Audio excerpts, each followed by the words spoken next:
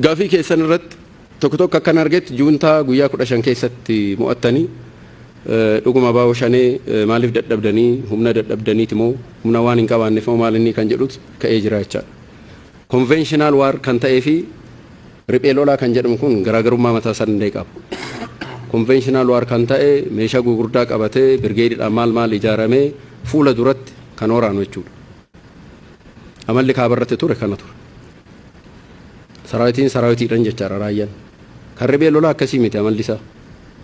Loojistiikii uummata keessaa argata, guyyaa siviilii ta'a, uummata wajjin oolaa, waltajjii isin gaggeessan keessa hin oolu, odeeffannoon argata, nama dubbatu ilaala, galgala deemee immoo tarkaanfii sukkanneessa irratti fudhata jechuudha. Amalli isaa baay'ee wal xaxaadha.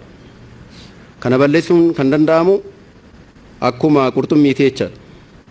Qurxummii Paasifikii yookiin Atlantik Ooshinii keessa guurtee hin dandeessu. Guutumatti balleessuu yoo danda'ame bishaanicha gogsu.